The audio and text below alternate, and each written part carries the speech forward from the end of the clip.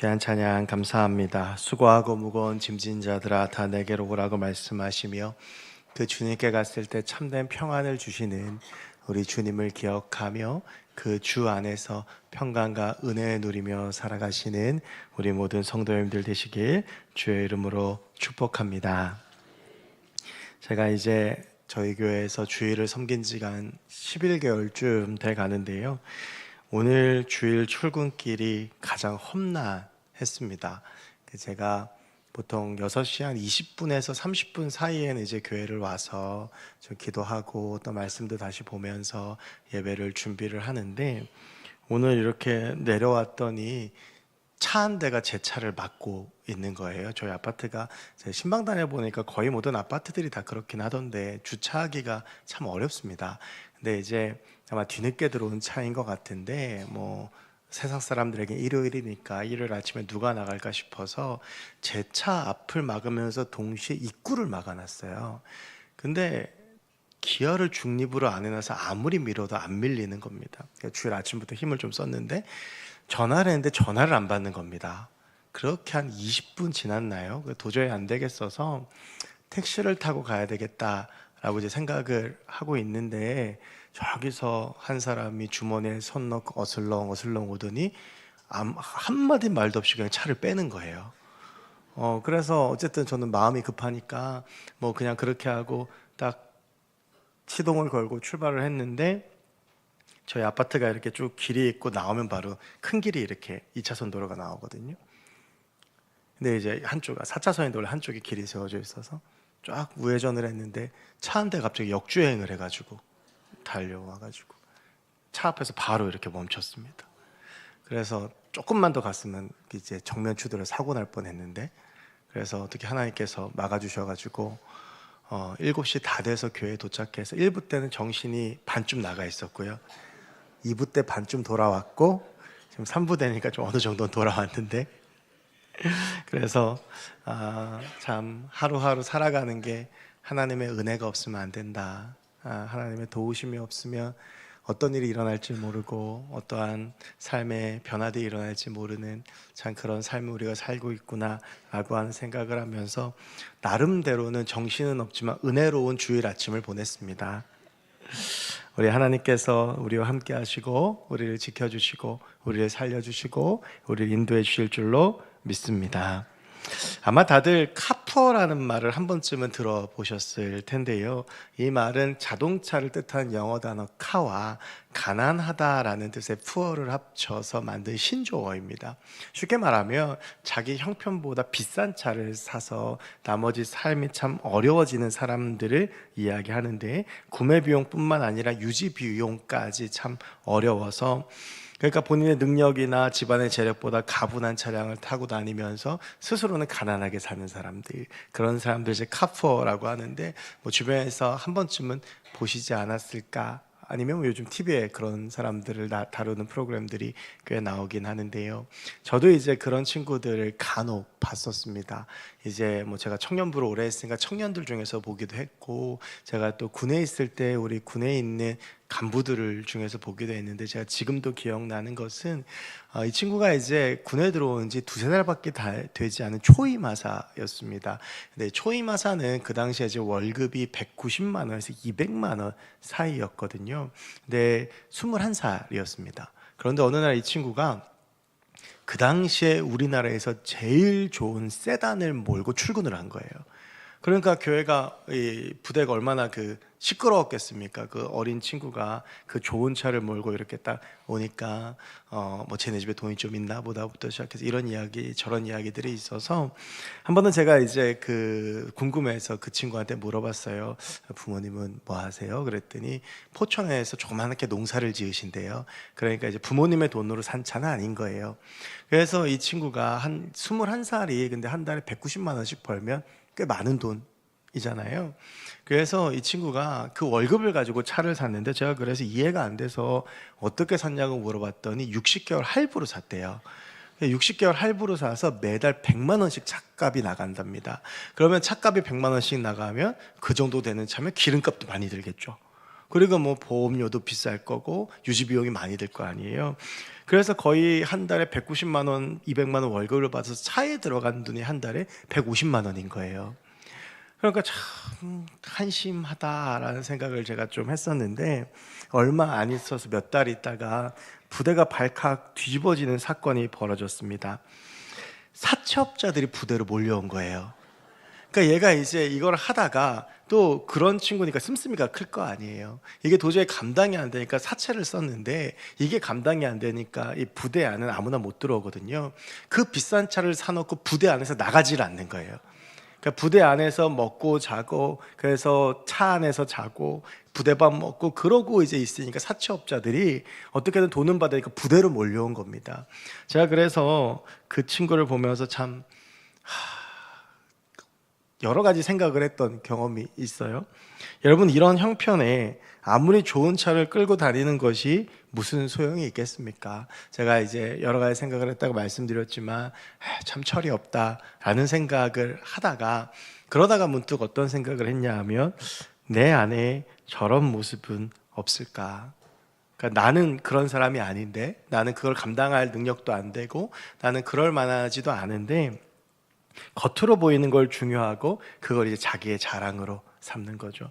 우리가 이제 값비싼 명품들 사서 입는 이유들도 그런 것이지 않습니까? 그것들을 통해서 어떤 나의 모습을 보여주고 또 자랑하기 위해서일 텐데요. 오늘 본문에서 사도 바울은 그런 헛된 자랑을 하는 사람들 향해서 경고하면서 우리가 무엇을 붙잡고 살아가야 하는지를 분명하게 보여줍니다. 이제 돌아오는 수요일이 제2의 수요일이라고 해서 사순절이 시작이 되고, 이제 다음 주일부터는 사순절입니다. 그래서 사순절 앞둔 이 주일날 우리가 이제 오늘 본문 말씀으로 은혜를 나누면서 우리의 삶에 대해서 좀 생각해보고 결단하는 시간을 가져보려고 합니다. 오늘 본문 갈라디아서 6장 11절부터 17절까지의 말씀은 갈라디아서의 가장 마지막 말씀이고 결론이죠. 6장 11절 말씀, 오늘 본문이 이렇게 시작을 합니다. 내 손으로 너에게 이렇게 큰 글자로 쓴 것을 보라. 우리가 이제 성경을 읽어가다 보면 그런 생각이 들 때가 있어요. 굳이 이 구절이 왜 있을까? 그러니까 크게 의미상, 맥락상 별로 이렇게 중요해 보이지 않는 구절들이 분명히 존재를 합니다. 그런데 여러분, 그런 구절들이 다 거기 들어가 있는 데에는 의미가 있습니다. 오늘 이 11절도 크게 우리가 언뜻 보기엔 의미가 없어 보여요. 내가 내 손으로 큰 글자로 썼다라고 하는 게 무슨 의미가 있겠습니까? 여러분, 그런데요, 이 6장 11절의 말씀은 바울의 입장에 있어서는 굉장히 중요한 의미를 담고 있는 구절입니다. 여러분, 여기서 우리가 두 가지를 주목해야 되는데, 하나가 내 손으로고 그 다음에 큰 글씨로입니다. 여러분, 먼저 내 손으로를 보면 갈라디아서는 여러분 잘 아시는 대로 바울 서신입니다. 그러니까 바울이 쓴 편지인데요. 그런데 여러분, 우리가 바울에 대해서 기억해야 할 것이 있는데 그것이 그의 건강 상태입니다. 여러분, 특별히 바울에게 바울 스스로가 육체의 가시라고 불렀던 많은 육신적인 연약함과 질병들이 있었는데, 그 중에서 가장 바울을 괴롭혔던 것 중에 하나가 무엇이냐 하면 안질입니다. 그러니까 눈이 보이질 않는 거예요. 눈병이 생겨서 나중에는 이제 점점점 시력을 잃어가는 것을 의미를 합니다. 바울이 왜 안질을 가지게 됐는지에 대해서는 이제 여러 추측과 연구들이 있어요. 그 중에서 많은 학자들이 대부분 이야기하는 것은 우리가 지난 수요일날 사도행전 9장 10절부터 22절까지의 말씀을 나누었었는데요. 그때 바울이 다메섹 도상에서 감당할 수 없는 큰 빛을 만나고 그 빛 가운데에서 예수 그리스도를 만나면서 사흘간 보지 못하고 먹지도 못하는 장면이 나오게 되는데, 그리고 나서 아나니아를 만나고 눈에 비늘 같은 것이 벗겨져 다시 보게 됐는데, 아마 그때 그 빛을 보면서 이렇게 사흘 동안 보지 못하는 그 상황 가운데에서 바울에게 안질이 생겼고, 이것이 하나님께서 그에게 주신 육체의 가시였을 것이다 라고 주장하는 사람들이 많이 있습니다. 여러분, 어쨌든 바울은 눈을 잘 보지 못하는 사람이었고, 이 갈라디아서가 사도 바울의 3차 전도 여행 때 쓰여진 책이기 때문에 상당히 이제 좀 바울이 나이가 들어서 쓴 책이라고 볼 수 있겠죠. 그러니까 이 안질은 더 심해졌을 겁니다. 그러니까 눈이 잘 보이질 않아요. 더군다나 바울이요, 3차 전도여행까지 오면서 숱한 고난을 당하면서 감옥에 갇히고 매를 맞고 고문을 당했습니다. 그러면서 바울의 손이 많이 망가졌어요. 그래서 바울이 직접 글을 쓰는 것이 어려운 상황입니다. 자, 여러분 바울의 눈과 손의 상황을 한번 생각해 볼까요? 잘 보이지 않고 여러 가지 고문의 후유증으로 손도 떨리고 잘 쓰지 못하는 그런 상황이었을 겁니다. 그런데 여기서 바울이 이렇게 이야기를 합니다. 내 손으로 내가 직접 쓴다라고 하는 거예요. 여러분 바울 서신의 상당수는요 바울이 직접 쓰지 않았습니다. 그 당시에는 직업적으로 어떤 사람의 글들을 부르면 대필해 주는 직업이 있었고 바울의 제자들 역시도 이제 그렇게 대필들을 했거든요. 그래서 바울 서신은 바울의 건강 상태를 고려했을 때 바울이 불러주고 그리고 나서 그 옆에 있는 사람들이 그것을 받아 적은 책들이 상당히 많이 있습니다. 그런데 바울이 유독 내가 직접 쓴다라는 것으로 강조했던 책들이 있어요. 예를 들면 빌레몬서 한 장의 내용이 그렇습니다. 그리고 오늘 이 갈라디아서 6장 11절에서가 그렇습니다. 보통 바울은 마지막 인사 정도, 우리가 이제 6장 18절에도 그런 말씀이 나오지만 우리는 축도로 하는 그 인사들을 바울이 하고 그리고 나서 이제 마지막 서명하는 것으로 이제 이게 내 편지다라고 증표를 남겼는데 오늘 갈라디아서는 바울이 단순히 서명하는 것이 아니라 12절부터의 말씀을 직접 씁니다. 여러분 이건 무엇이겠습니까? 이건 그만큼 중요하다라고 하는 것이겠죠. 이어지는 큰 글자도 마찬가지의 의미예요. 이 큰이라고 하는 말의 헬라어가 펠리코스인데 원래 이것은 얼마나 큰지라고 하는 감탄사예요.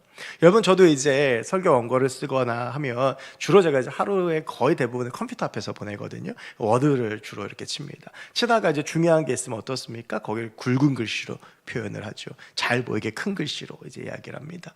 그러니까 이제 사도 바울이 내가 직접 쓰는데 이걸 큰 글씨로 쓴다라고 하는 겁니다. 여러분 이 편지를 받았을 갈라디아 사람들의 입장을 한번 생각해 볼게요. 갈라디아서는요 어떤 한 교회에 보낸 편지가 아니라 갈라디아 지방에 있는 교회들에게 보낸 편지예요. 이 편지들을 회람하면서 보는 사람들이 6장 11절에서 갑자기 글자체가 바뀌는 거예요. 여러분 이렇게 대필하는 사람들이 얼마나 정성스럽게 전문적으로 명필처럼 잘 썼겠습니까?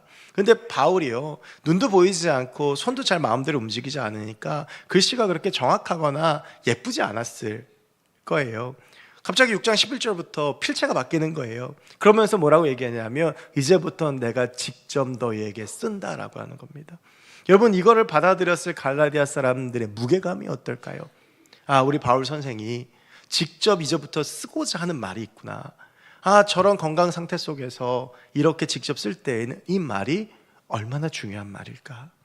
아마 6장 12절부터의 말씀을 받아들이는 갈라디아 사람들의 그 마음 자세가 조금 달랐을 겁니다. 그리고 바울 역시도 그만큼 중요한 말이기 때문에 주로 삐뚤빼뚤하는 글씨고 쓰기 불편하기도 있지만 본인이 직접 12절부터의 말씀을 쓰고 있는 것이죠. 여러분 왜 바울이 이렇게 이 12절부터의 말씀을 힘주어서 썼는지에 대해서 살펴보기 전에 먼저 갈라디아서가 어떤 책인지를 알아야 그 다음 내용들이 이해가 됩니다. 갈라디아서는 우리가 잘 아는 대로 바울이 갈라디아 지방에 있는 교회들에게 보낸 회람 형식의 편지입니다. 그러니까 회람 형식의 편지라고 하는 것은 편지를 주면 그 편지를 돌려가면서 교회들이 읽는다라고 하는 것이죠.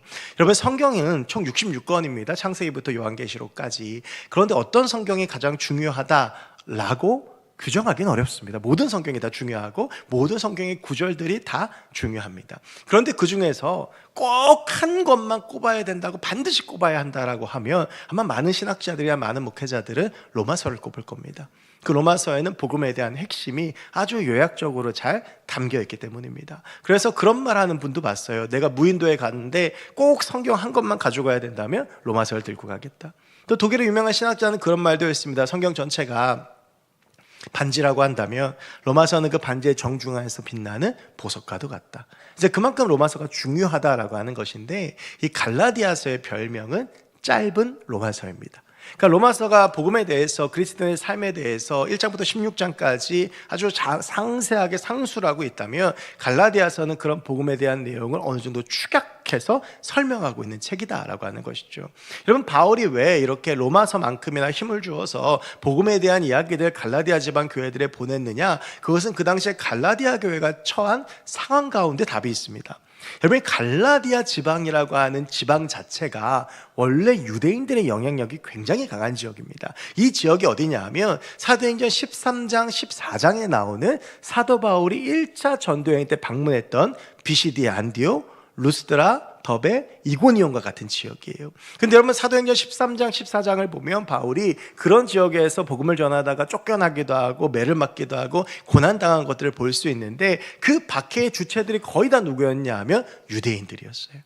이방인이나 로마 사람들이 아니었습니다. 여기 갈라디아라고 하는 지역 자체가 유대인의 전통과 색채가 매우 강한 지역인데, 왜냐하면 이 갈라디아 주라고 하는 이 갈라디아 지역 자체가 로마가 유대 사람들 강제로 이주한 지역이에요. 그래서 그 어떤 지역보다 유대인들이 많이 살고 있었고, 여러분 근데 그 유대인들이 내 고향이 아니라서 타지에서 살다 보니까 어떻게 됐겠어요? 더 잘 뭉치고 더 자기들의 전통에 대한 자부심과 이걸 지켜야 된다는 생각들이 굉장히 확고한 사람들이었습니다. 그래서 갈라디아는 그 어떤 지역보다 유대교 전통이 굉장히 강한 지역이었고, 그런 곳에서 유대인이고 바리새인이었던 바울이 변절한 것처럼 복음을 전하는 것이 도저히 받아들여질 수가 없어서 바울이 수많은 고난과 고초를 그 여행 가운데 당했던 거예요. 그런데 그렇게 바울이 복음을 전하고 나서 감사하게도 갈라디아 지역에 교회들이 세워졌습니다. 근데 한번 상상해 보시죠. 그 교회들이 어떠했겠습니까? 유대인들의 박해와 핍박으로 매우 어려운 상황 가운데에서 그 교회들 안에 여전히 유대교 전통이 강하게 자리 잡고 있기 때문에 이 온전한 복음과 그리고 나서 유대교 전통 사이에 심각한 갈등들이 있었을 거예요. 성도들 안에 그것 때문에 혼란도 찾아오고 갈등도 찾아오고 어려움도 찾아오니까, 그래서 사도 바울이 갈라디아 교회 사람들에게 복음이란 무엇인지를 알려주기 위해서 쓴 책이 갈라디아서입니다. 여러분, 그래서 갈라디아서 1장을 보면 아주 강력한 그런 메시지가 나오죠. 다른 복음은 없다.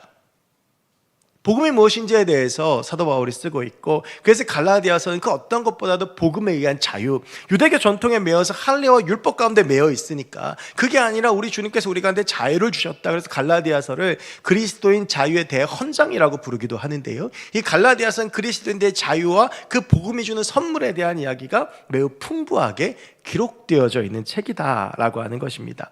여러분, 이제 이런 배경을 이해하시고 오늘 12절과 13절 말씀을 다시 한번 보겠습니다. 이렇게 사도 바울이 강력하게 선포하는 말씀이 12절부터의 말씀이고, 이러한 갈라디아 지역의 상황 가운데에서 바울이 선포하는 게 12절과 13절 말씀이라는 것을 이제 이해를 하시고 이 말씀을 우리 같이 함께 읽도록 하겠습니다. 시작. 할례를 받게 함은 그들이 그리스도의 십자가로 말미암아 박해를 면하려 함 뿐이니라. 할례를 받은 그들이라도 스스로 율법은 지키지 아니하고 너희에게 할례를 받게 하려 하는 것은 그들이 너희의 육체로 자랑하려 함이라. 아멘. 여러분, 이 갈라디아 교회의 지금 문제가 뭐였냐면 그리스도인들에게 억지로 할례를 받으라고 강요하는 사람들이 있었다는 거예요. 그러니까 유대인들이야 원래 태어나면 할례를 받으니까. 그런데 이 복음을 듣고 복음 가운데 나온 이방인들이나 그리고 아직 유대인 중에서도 할례 받지 않은 사람들이 있다면 무조건 할례를 받아야 된다, 그래야 구원을 받는다라고 강조하는 그리스도인들이 있었다라고 하는 겁니다. 오늘 바울은 그런 사람들 향해서 두 가지의 비판을 해요. 첫 번째는요, 이게 이제 그들이 할례를 주장하는 이유와 맞닿아 있는데 12절 말씀을 보면 첫 번째가 이제 이것입니다. 물은 육체의 모양을 내려 하는 자들이, 육체의 모양을 낸다는 게 할례죠. 할례는 난지 8일 되었을 때 성기의 포피를 돌로 잘라내는 겁니다. 그러니까 육체에다가 이 사람이 하나님의 사람이라고 모양을 내어서 증언하는 게 할례예요. 억지로 너에게 할례를 받게 함은 그들이 그리스도의 십자가로 말미암아 박해를 면하려 함 뿐이라. 이 말은 쉽게 말하면 이런 것입니다. 유대인들이 신앙을 가지고도 할례를 강조하고 그리고 할례를 받으라고 하고 할례를 받으라고 하는 것은 그리스도의 십자가로 인한 박해를 면하려고 하는 것이다 라고 하는 것이죠. 여러분, 이 당시에 교회는 마치 사방으로 우겨쌈을 당해 있는 것과 마찬가지예요. 로마에서 박해를 합니다. 여러분, 로마에 대한 박해는 우리가 잘 알고 있죠. 우리가 지난 가을에 소아시아 7교회에 대한 요한계시록 2장 3장의 이야기를 나누면서 그 교회들이 얼마나 박해를 받았는지 우리가 함께 나눈 적이 있습니다. 로마로 인한 기독교 박해가 총 10번의 큰 박해가 있었어요. 그 박해 때문에 죽고 감옥에 갇히고 무수한 일들이 있었고 교회는 그런 박해를 감당을 해야 했습니다. 그런데 초대교회에게 있어서 로마의 박해만큼이나 어렵고 힘들었던 도전은 무엇이냐 하면 유대인들의 박해였어요. 유대교 신앙에서 어긋난 마치 이단과 같은 그 기독교를 박해하는 그 박해로부터 이 유대인들이 견뎌내기가 어려운 겁니다. 특별히 갈라디아 지역은 유대인들의 영향과 전통이 강하다고 했잖아요. 그러니까 이 유대인들에 의한 박해가 심각했습니다. 그럴 때에 이 갈라디아 교회 교인들이 그 박해를 이겨낼 수 있는 한 가지의 묘안을 생각해냅니다. 그것이 무엇이냐 하면 자기들을 박해하는 그들에게 우리도 할례 받은 유대인이라고 드러내는 겁니다. 그러니까 할례 받았다라고 하는 것은 유대인이라는 뜻이고, 그리고 그것은 유대교를 믿는다라고 하는 뜻이기 때문에 이 기독교 신앙을 가진 이들을 주변에서 박해하고 핍박하며 아니 나 할례자야 라고 이야기를 하는 거죠. 그런데 그렇게 할례자야 라고 이야기했던 사람들이 교회에는 또 모이는 겁니다. 그 여러분 무엇입니까? 내 핍박과 박해, 십자가로 인한 그 박해를 면하기 위해서 할례를 받고 그 할례를 드러낸다라고 하는 것이죠. 여러분 이런 것을 전문 용어로 양다리라고 합니다. 온전한 복음을 받아들여서 그 온전한 복음 가운데 매여 있는 것이 아니고, 이 복음은 알겠는데 내가 처해 있는 삶의 상황이 녹록지 않으니까 이 나이가 처해 있는 삶의 상황 가운데에서 박해받지 않은 돌파구로 생각해낸 것이 무엇이냐 하면 할례라고 하는 거예요. 여러분 그런데 오늘 바울은 그러한 교인들의 자세에 대해서, 그 혼란에 대해서 비난하고 있는 것입니다. 여러분 우리의 유일한 구원자는 예수 그리스도입니다. 오직 예수 그리스도만이 우리의 구원자가 되시고 우리는 주의 이름으로만 구원받을 수 있습니다. 율법이 우리를 구원하는 것이 아니라 내가 할례를 받았다고 해서 그 할례가 우리를 구원해 주는 것도 아닙니다. 여러분 사도행전 4장 12절에 베드로가 이런 선포를 합니다. 다른 이로서는 구원을 받을 수 없나니 천하 사람 중에 구원을 받을 만한 다른 이름을 우리에게 주신 일이 없음이라 하였더라. 여러분 이 말씀을 선포하는 베드로의 상황을 볼까요? 사도행전 2장에서 성령 충만을 받고요, 사도행전 2장에서 또 오순절 설교를 해서 3,000명의 사람들이 변화가 되어지고, 사도행전 3장에서 성전 비문에서 앉은뱅이를 고치고, 그리고 성전에서 솔로몬 행각을 설교하면서 5,000명이 변하잖아요. 그러니까 지금 2장부터 3장까지 베드로로 인해서 8,000명이 변한 겁니다. 성인 남자만. 여러분 그 당시 예루살렘 인구가 8만 명 정도로 추산이 됩니다. 한 도시의 인구의 10분의 1이 그리스도인이 된 거예요.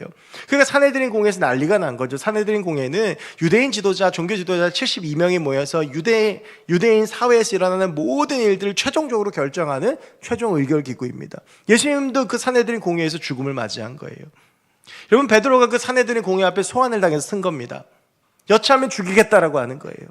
이단자로 몰아서 종교 심판을 해서 예수님처럼 죽이겠다라고 하는 겁니다. 여러분 근데 베드로가 어떤 사람입니까? 베드로가요 예수님 잡히시던 날 밤에 계집종 앞에서 도망쳤던 사람이잖아요. 근데 그런 그가 사내들인 공회 앞에서는 뭐라고 고백을 하냐 하면 다른 이로서는 구원을 받을 수 없다.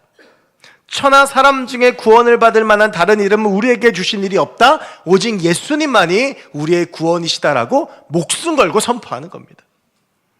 여러분 오늘 바울이 갈라디아 교회에게 바로 이런 신앙을 요구하는 것입니다. 타협하지 말라는 겁니다. 너 할례 받았다고 그 박해를 면하려고 할례를 받고 그걸 자랑하고 그걸 드러내지 말고, 네가 비록 박해를 당하고 미움을 받고 그것 때문에 핍박을 받더라도 너는 그 복음 가운데 서서 예수의 사람으로 살라고 바울이 권면하고 있는 거예요. 비겁하고 비굴한 신앙을 가지지 말라는 겁니다. 여러분 지난 화요일 날 요한복음 15장 말씀으로 새벽에 말씀을 잠깐 나누었습니다. 요한복음 15장 18절에 그런 말이 있어요. 예수님께서 세상이 나를 미워하니 너희도 미워할 것이다. 여러분 그래서 정말 예수님이 세상의 미움을 받아서 십자가에 달려 돌아가시잖아요. 그런데 예수님께서요 이어지는 15장 계속되는 말씀에서 그러니까 너희들 미움받기 위해서 나 모르는 척하고 미움받기 위해서 좀 지혜롭게 굴고 미움받기 위해서 조금 더 이렇게 잘 생각해봐라 그렇게 말씀하시지 않으세요. 그 미움을 이기는 것 하나님의 사랑으로부터 오는 것이니 너희들 타협하지 말고 뭐가 되라고요? 내 증인이 되라. 세상이 미워해도 거기에 타협하지 말라라고 우리 주님께서 말씀하고 계시는 거예요. 여러분 우리가 사는 이 시대는 우리에게 지속해서 그리고 강력하게 타협을 요구합니다. 신앙을 붙잡고 어리석게 손해보고 피해보면서 사는 것보다 사람들의 요구대로 할례를 받고 지혜롭게 사는 것이 더 나아 보입니다. 여러분, 갈라디아 교회 사람들 굉장히 좋은 생각이라고 생각하지 않았을까요?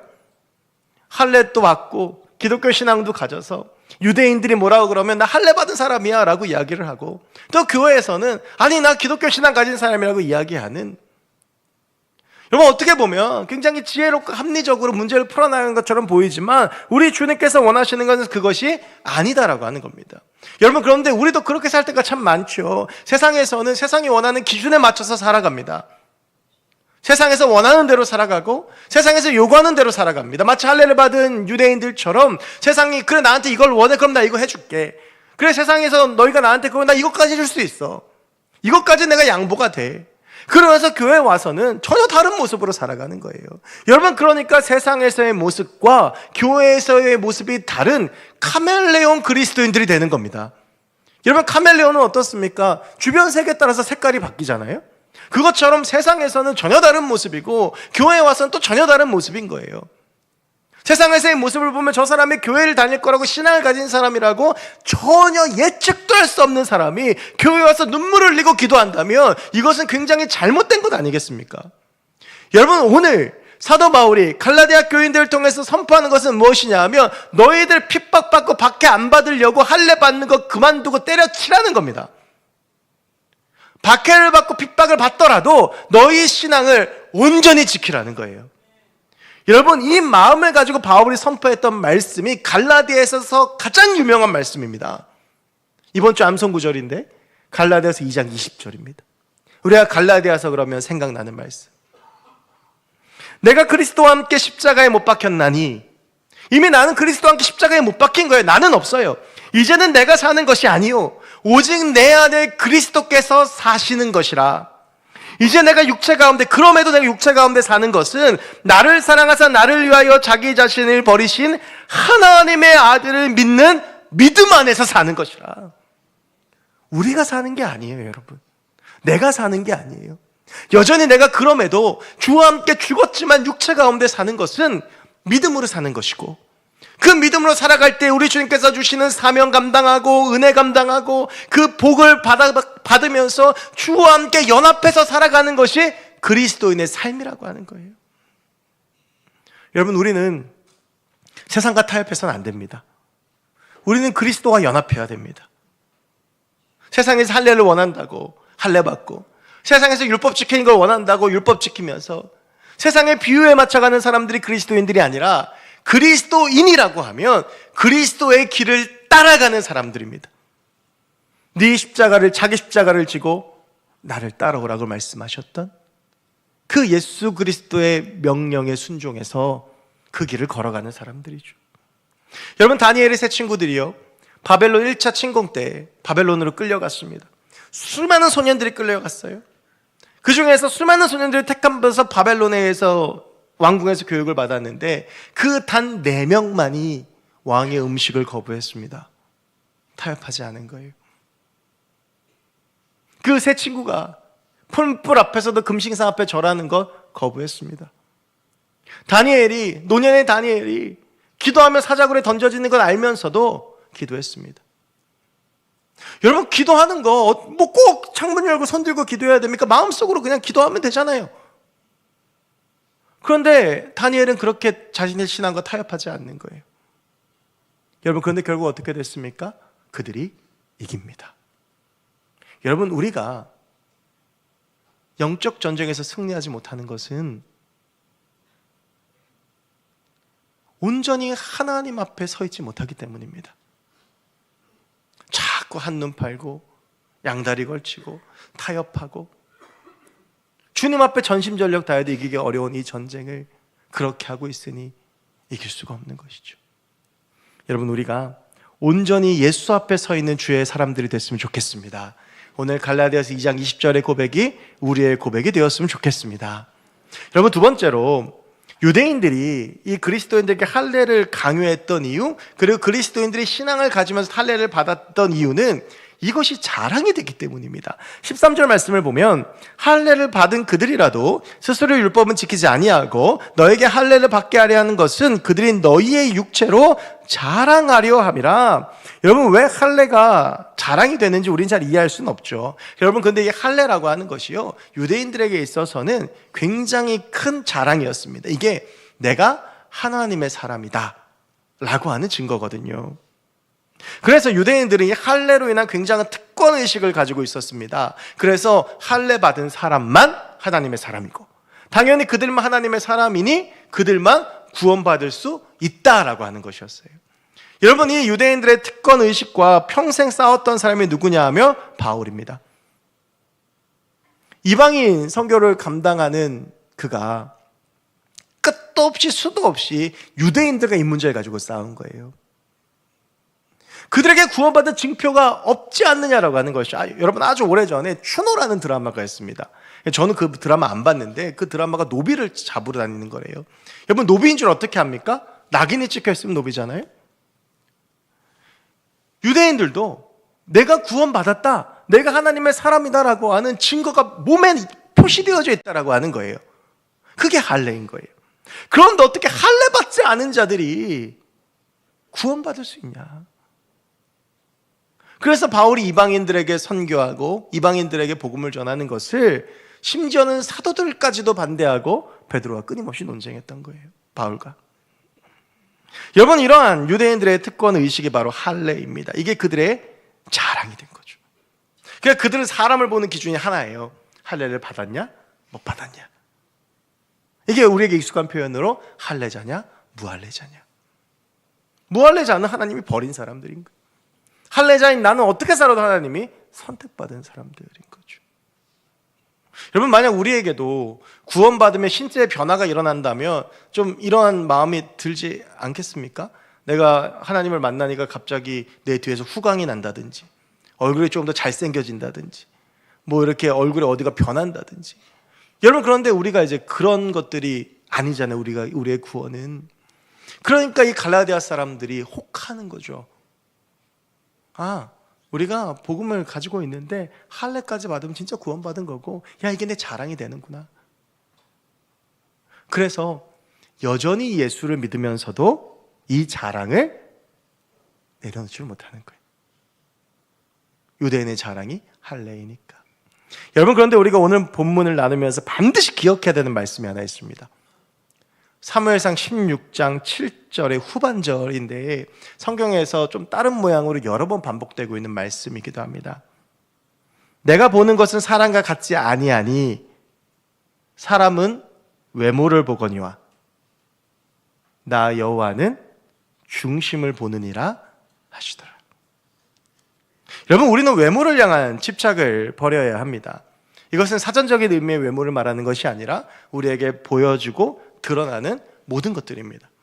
여러분, 우리는 그것들을 자랑하고 싶은 본능들이 있어요. 베트남의 다낭에 가면 한시장이라는 곳이 있습니다. 여기가 얼마나 놀라운 곳이냐 하면 구찌가 4,000원이에요. 프라다하고 버버리는 5,000원, 6,000원입니다. 여러분, 거기 가면 전부 다 한국 사람입니다. 여러분, 근데 구찌가 4,000원인데 그걸 사갖고 오는 이유가 뭐예요? 입고 자랑하는 거예요. 나 구찌 입었다. 뭐 그런 가방 들고 다니면서 아주 싼 값에 사서 자랑하는 거죠. 여러분, 그런 것이 우리의 자랑이 되어서는 안 됩니다. 우리의 직분이 나를 구원하지 않습니다. 내가 어떠한 직분을 맡았다, 내가 교회에서 뭐다, 여러분, 그것이 뭐가 중요하겠습니까? 그건 섬기라고 주님께서 주신 직분인데, 이건 그냥 예화니까 예화로만 들으십시오. 어떤 사람이 죽어서 천국에 갔대요. 예수 잘 믿어가지고. 그래가지고 예수님께서 천국에 오니까 맞아주시더래요. 안아주시고 맞아주시고, 야, 너 평생 수고했다, 잘했다, 그러면서 이제 자리를 안내했더래요. 그런데 시간이 조금 지난 다음에 얼마 후에 자기네 교회 담임 목사님이 천국에 오셨대요. 그래서 반갑잖아요. 그런데요, 갑자기 예수님이 나를 맞이할 때랑은 좀 다른 거예요. 자리에서 벌떡 일어나서 막 눈물을 흘리고 가서 끌어안아주고 막 뭐 어떻게 할 줄을 모르고 너무 좋아하고 막 잔치가 벌어지고 하니까 기분이 상한 거예요. 아니 저 땅에서도 목사하고 성도라고 차별당했던 기억이 아직 나한테 있는데 야 어떻게 천국에서도 이러냐. 천국에서 성도 오면 예수님 조금만 기뻐하고 목사 오니까 저렇게 기뻐하시고 이렇게 차별하는 게 무슨 천국이냐고 그래갖고 하나님께 막 따졌다는 거예요. 어떻게 그럴 수 있냐고. 그랬더니 하나님께서 그 얘기를 쭉 들으시더니 그랬대요. 야 네가 좀 이해해라. 천국에 목사가 오는 게 너무 오랜만이어가지고 내가 이 기쁨을 어떻게 해야 돼 감당할 수가 없다. 여러분 우리의 직분이 우리를 구원하지 않습니다. 내 신앙 연수가 나를 구원하지 않고요. 내가 얼마나 헌금을 많이 했는지 내가 얼마나 봉사를 열심히 했는지 그런 것들이 우리의 자랑이 되어서는 안 됩니다. 그런 것들에 집착해서는 안 됩니다. 여러분 이제 아마 올해 항존직 선거가 있을 겁니다. 항존직은요 여러분 섬기는 직분이죠. 근데 그게 우리의 자랑이 돼서는 안 돼요. 내가 왜 장로가 되고 싶고 안수집사가 되고 싶고 권사가 되고 싶은 겁니까? 이게 자랑하기 위해서라면 대단히 잘못된 겁니다. 어떤 분 중에 그런 분들이 있어요. 우리 교회 분들은 아닌데 어떤 모임 갔는데 다 교회 다니는데 다 권사고 나만 집사라서 창피해서요. 여러분 직분은 그래서 받는 게 아닌 거거든요. 근데 어느 순간부터가 직분이 우리의 자랑이 되고 신앙 연수가 내 자랑이 되고 예수님 아닌 나의 자랑들이 너무 많은 거예요. 그리고 그것들을 자랑하느라 정작 중요한 예수님은 놓치고 있는 겁니다. 여러분 사실은요 우리가 잘해서 우리가 능력이 있어서 얻은 게 아니잖아요. 내가 누리고 있는 거 하나님께서 주실만 하니까 주신 것이고 하나님께서 필요하니까 주신 것이고 하나님께서 또 계획하시면 가지고 가시는 것이잖아요. 근데 왜 그것들이 우리의 자랑이 되어야 합니까? 여러분 우리가 자랑할 것은 아무것도 없습니다. 그런데 여러분 우리가요 뭐 내 자녀 대학 갔다고 자랑하고 교회에서도 숱한 인간적인 자랑들이 난무해요. 그러니까 어때요? 저 사람 입만 열면 자랑하니까 같이 이야기하기 싫은 거예요. 여러분 교회에서는 그리고 그리스도인들은 우리는 우리의 삶 가운데에서 예수님만 자랑해야 됩니다. 예수님만이 나의 자랑이시고 예수님만이 나의 구원이신 거예요.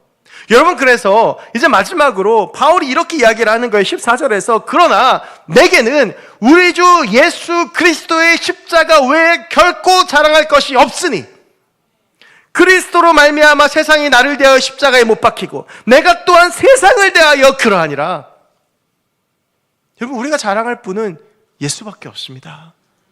서두에 제가 말씀드렸던 그 철없는 하사, 정작 본인은 가난해서 먹고 살 능력도 안 되는데 그 고급 차를 세워놓고 이게 내 차다라고 자랑하는 그런 어리석은 삶이 우리의 삶이 돼서는 안 되는 거예요.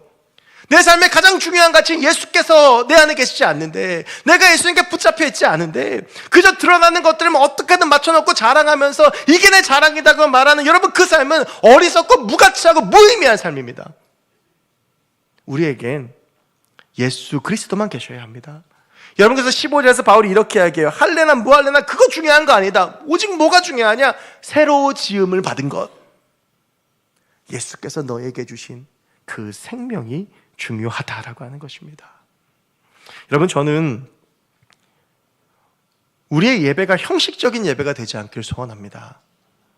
우리의 신앙생활이 마치 할례처럼 되지 않기를 소원합니다. 우리의 헌신이 자기만족이 되지 않기를 소원합니다. 예수께서 나를 살려주셨기 때문에 죽을 수밖에 없는 내가 새 생명을 얻었기 때문에 그것에 기뻐하며 살아가는 것이 그리스도의 삶인 거예요. 그러니까 타협할 수 없는 거예요. 내가 그러니까 예수라는 가치를 지켜야 되는 거예요. 이 예수님 없으면 난 아무것도 아니니까. 내가 아무리 잘 먹고 잘 살고 내가 아무리 많은 것들을 내가 아무리 높이 올라가도 예수 없으면 아무것도 아니기 때문에 내가 자랑할 게 아무것도 없으니까 내가 무엇을 잃더라도 예수님만은 지켜야 되는 거예요. 여러분 그래서 바울이 결론적으로 자기의 삶을 이렇게 고백하죠. 그렇게 예수만 붙잡고 살아가는 삶은 어떻게 되느냐? 이후로는 누구든지 나를 괴롭게 하지 말라. 내가 내 몸에 예수의 흔적을 지니고 있노라. 할례라고 하는 사람이 남겼던 그런 흔적들이 아니라 예수의 흔적이 내 안에 있다는 거예요. 타협하지 않고 예수님 자랑하며 살았더니 수없이 두들겨 맞고 감옥에 갇혀서 다른 사람들 기도해주면 다 고침받는데 하나님께 정작 내 병은 안 고쳐주셔서 내 육체에 가시가 있고 손은 꼬부라져서 글씨도 똑바로 쓸 수 없고 로마의 시민권자였고 집도 잘 살았고 최고의 공부도 했던 그 친구들은 전부 다 출세했을 텐데 지금은 이단으로 몰려가면서 끝도 없이 이걸 가지고 씨름해야 되고, 근데 내가 그렇게 살았는데, 근데 난 그게 예수의 흔적이라고 믿는다. 나는 그 예수의 흔적을 자랑한다. 비록 로마의 시민권, 가말리엘 문화에서 공부했던 거, 유복했던 나의 가정 환경, 나의 많은 학식들, 근데 나 그거 배설물처럼 여긴다. 내가 자랑할 분은 예수밖에 없다. 그러니까 그 예수의 흔적이 내 안에 있다. 여러분, 저는 오늘의 말씀을 마무리하며 바울의 이 고백이 우리의 고백이 됐으면 좋겠습니다. 예수의 흔적이 우리 안에 있어서, 여러분, 우리가 주님 앞에서 나중에 뭘 자랑하겠습니까? 주님, 저 밑에서 50평짜리 살다 왔어요. 저 밑에서 통장에 얼마 넣고, 근데 그거 다 못 쓰고 주님이 부르셔서 좀 서운하긴 한데 내가 그만큼 좀 놓고 왔어요. 여러분, 우리 하나님 그런 거에 아무 관심 없으세요. 야, 그래서 너 내 흔적은 얼마나 남아있냐? 너 어떻게 살았는데? 너 뭐 자랑하면서 살았어? 여러분, 그게 마지막 날 주님 앞에 섰을 때의 우리의 결산이지 않을까요? 여러분, 저는 우리의 삶이 오직 예수님만 자랑하는 삶이 되길 원합니다. 내가 드러나는 그런 것들 아니라, 내가 그렇게 붙잡고 싶었던 그런 것들 아니라, 오직 내 생명 되시고 내 구원 되시고 내 전부 되시는 오직 그 예수님만 붙잡고 그 예수님만 자랑하고 그 예수님만 보여주며 그 예수님으로 살아가는 저와 여러분, 우리 모두가 될 수 있길 주의 이름으로 축복합니다. 기도하겠습니다. 하나님, 감사합니다. 오늘 이 갈라디아서 말씀을 통해 우리가 은혜를 나눕니다. 하나님, 우리의 삶 가운데 오직 예수님만 자랑되게 하여 주시고 오직 예수님만 자랑하고 드러내는 우리 모두가 될 수 있도록 주님 도와 주시옵소서. 감사드리며 모든 말씀 예수 그리스도의 이름으로 기도하옵나이다. 아멘. 우리 이 시간 말씀 기억하시면서 예수 가장 귀한 그 이름 고백하며 우리 주님을 고백하고 우리 함께 정말 주님께서 나에게 가장 귀한 분이라고 선포하길 원합니다.